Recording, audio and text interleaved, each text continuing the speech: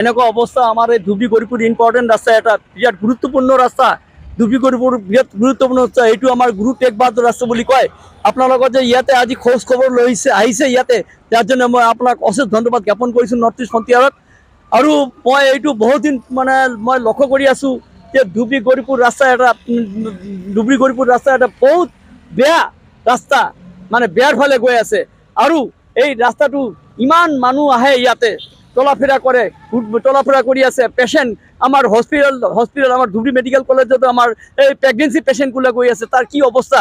Pregnancy patient গৈ আছে এম্বুলেঞ্চত, কিন্তু কথা হ'ল যে কি প্ৰব্লেম ফেচ কৰি আছে ইহঁতে পেচেণ্টে গম পায়। আৰু কিছুমান দেখিছোঁ আমি এক্সিডেণ্ট, মোৰ ওচৰতে মই দেখিছোঁ এক্সিডেণ্ট হৈছে চাইকেল আৰোহী আৰু বাইকবিলাকক ইয়াতে এক্সিডেণ্ট হৈছে। আপোনাৰ এই ৰেলৰ গেটৰ গৌৰীপুৰ ৰেল গেট ওচৰতে এক্সিডেণ্ট হৈছে।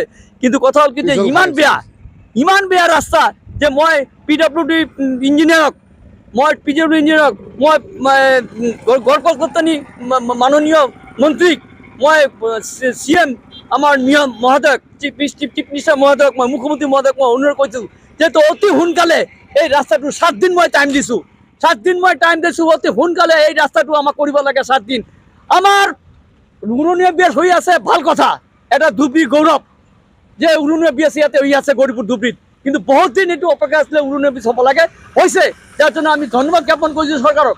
আৰু এইটো এটা কথা হ'ল, আমাৰ এই উৰণীয়া বীজ হোৱাৰ সময়তে আমাৰ মানুহক জীৱন হেতালি কৰি লাভ নাই। ইয়াতে বহুত এক্সিডেণ্ট হৈ আছে। আপোনালোকক গতিকে মই মাননীয় মুখ্যমন্ত্ৰীক মই অনুৰোধ কৰিছোঁ, PWD ইঞ্জিনিয়াৰক মই অনুৰোধ কৰিছোঁ, আপোনালোকে ইয়াতে এই গৌৰীপুৰ ধুবুৰী ৰাস্তাটো ডেভেলপমেণ্ট ৰাস্তা, ইমান গুৰুত্বপূৰ্ণ ৰাস্তা। আপোনালোকৰ ইয়াতে আহে, মিনিষ্টাৰ আহে, ডিপুটি আমাৰ জিলা আয়ুক্ত আহে, আমাৰ জিলাৰ অধিকক্ষ আৰক্ষী অধীক্ষক ইয়াতে অহা যোৱা কৰে। আপোনালোকে ইয়াতে চকটো পৰে, নিশ্চয় চক পৰে।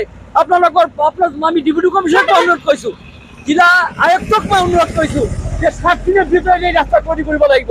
উৰণীয়া বিয়া হৈছে, কিন্তু মানুহৰ লাইফ লৈ হেতালি কৰি লাভ নাই। ইমান এক্সিডেণ্ট হৈছে, আমি ইয়াতে খুব দুৰ্ভাগ্যজনক, মই কৈছোঁ এইটো দুৰ্ভাগ্য ঘটনা। আৰু ইমান ৰাস্তালৈ আপ ডাউন হৈ আছে, কেনেকুৱা অসুবিধা পাইছে আপোনালোকে? তোমাৰ ৰাস্তাতো কাম চলি আছে না, সাইডতো বানপানী হৈছে, ঝড়ি বৃষ্টি, বড় গাড়ি চলে, রাস্তা তো খারাপ হবই। আপোনালোকৰ কি অসুবিধা হৈছে, হসপিটাল যাওয়া লাগে, পেশেন্ট নিয়ে যাওয়া লাগে হসপিটাল।